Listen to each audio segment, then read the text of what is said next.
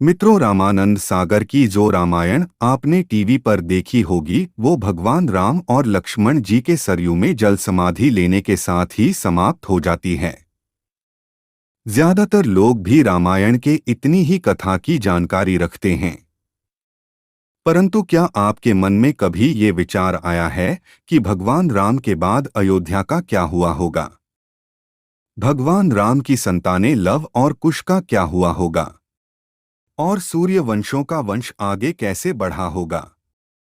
तो मित्रों, अगर आप भी इन्हें सभी प्रश्नों के उत्तर जानना चाहते हैं तो इस वीडियो को पूरा देखें। भगवान श्री राम के बाद लवकुश और अयोध्या का क्या हुआ? नमस्कार दोस्तों, एक बार फिर से आपका स्वागत है। दोस्तों, रावण का अंत करने के बाद जब श्री राम माता सीता को अपने साथ वापस अयोध्या ले आए, तब माता सीता को ये नहीं पता था कि उनके लिए अभी परीक्षाओं का अंत नहीं हुआ है और एक दूसरी परीक्षा अभी भी उनके मार्ग में खड़ी है। जब राम ने अपनी प्रजा के सवाल उठाने पर माता सीता को ही त्याग दिया, उसके बाद माता सीता वाल्मीकि ऋषि के आश्रम में रहने के लिए जगह मिली, जहां उन्होंने अपने बेटों लव और कुश को जन्म दिया और उनका पालन पोषण किया। लेकिन इतना सब होने के बाद भी ये कहा जाता है कि माता सीता के पति श्री राम का ये प्रेम ही था। उन्होंने सीता को त्यागने के बाद किसी दूसरी रानी से शादी नहीं की। वे सीता की अनुपस्थिति में उनकी कमी को पूरा करने के लिए अपने साथ यज्ञ में सोने की गुड़िया लेकर बैठते थे। सोने की गुड़िया इसलिए क्योंकि सोने को सबसे पवित्र माना जाता है। जाने राम और सीता के बाद क्या हुआ रघुवंश का, कौन बना कहाँ का शासक? आइए अब जानते हैं कि जब भगवान राम ने राजपाट छोड़ा तो रघुवंश का क्या हुआ और किसने शासन किया। भगवान राम के राजपाट छोड़ने के बाद कुश अपनी सेना के साथ अयोध्या आए और उन्होंने वहां का शासन संभाला।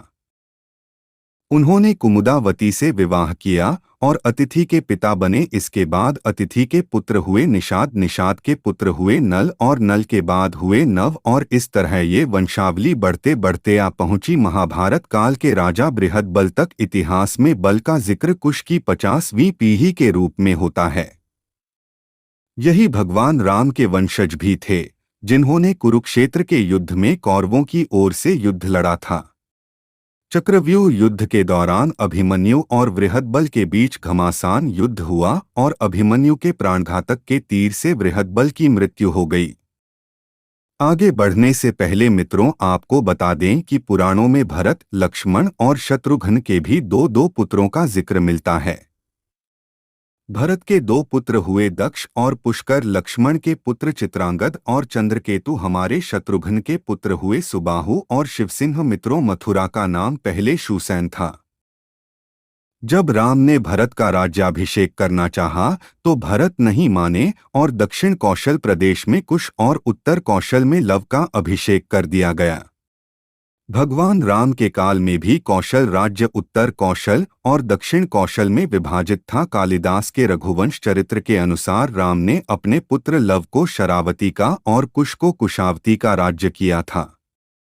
शरावती को श्रावस्ती माने तो निश्चय ही लव का राज्य उत्तर भारत में था और कुश का राज्य दक्षिण कौशल में। रघुवंशी चरित्र के अनुसार कुश को अयोध्या जाने के लिए विंध्याचल को पार करना पड़ता था। इससे ये भी सिद्ध होता है कि उनका राज्य दक्षिण कौशल में ही था। कुश की राजधानी कुशावती आज के बिलासपुर जिले में है और कौशला को राम की माता कौशल्या की जन्मभूमि माना जाता है। वहीं दूसरी तरफ ऐतिहासिक तथ्यों के अनुसार लव ने लवपुरी नगर की स्थापना की थी। लवपुरी के बाद में लौहपुरी कहा जाने लगा, जो वर्तमान में पाकिस्तान में स्थित शहर लाहौर ही है। यहाँ एक किले में लव का एक मंदिर भी बना हुआ है। दक्षिण पूर्व एशियाई देश लाओस, थाई नगरी दोनों ही उनके नाम पर रखे गए हैं। ऐसा माना जाता है कि इसके बाद लव के वंशज गुजरात चले गए और मेवाड़ में आकर बस गए। जहां इन्होंने सिसोदिया वंश की स्थापना की। शायद यही कारण है कि मेवाड़ का रास प्रतीक सूर्य है। साथ ही ये भी सुनने में आता है कि लव से राघव राजपूतों का जन्म हुआ, जिसमें बड़गुर्जर जयस और सिकरवारों का वश चला। दूसरी शाखा सिसोदिया राजपूत वंश की थी, जिनमें बैंसला और गोहिलून वंश के राजा हुए। दूसरी ओर कुश ने कुशावती नगर की स्थापना की, जो छत्तीसगढ़ राज्य के बिलासपुर जिले में है। कुश ने अपना राज्य पूरब की तरफ भी फैलाया और ऐसा माना जाता है थाईलैंड के राजा इसी राजवंश के वंशज हैं। शायद इन्हीं कुछ कारणों से थाईलैंड के राजा को आज भी राम की उपाधि देने की प्रथा यथावत है।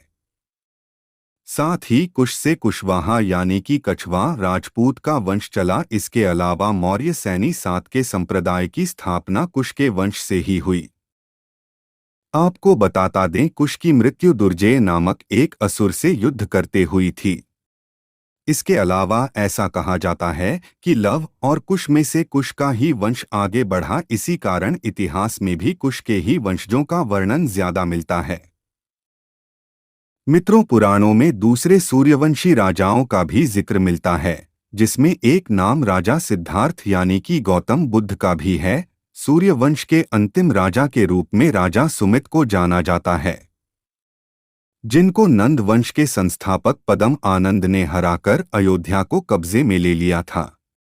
और ये समय ईसा पूर्व से 450 से 360 के आसपास का रहा होगा। 2019 में भारत की सर्वोच्च अदालत ने ये भी पूछा था, क्या राम के आज भी कोई वंशज अस्तित्व में हैं? तब जयपुर के राज परिवारों में से दिया कुमारी ने एक पत्रावली के जरिए कुछ सबूत पेश किए, जिस पर अयोध्या के सभी राजाओं का नाम कर्म क्रमानुसार लिखा हुआ था। इसमें भगवान राम के वंशज के रूप में 289वें नंबर पर वंशज आमेर जयपुर के सवाई जयसिंह का ही नाम था, और इसी क्रम में 307वें वंशज के रूप में दिया कुमारी के पिता महाराजा भवानी सिंह का नाम मिलता है। तो मित्रों, उम्मीद करते हैं आपको हमारी आज की यह वीडियो पसंद आया होगा। अगर पसंद आया हो तो नीचे कमेंट करके अवश्य बताएं।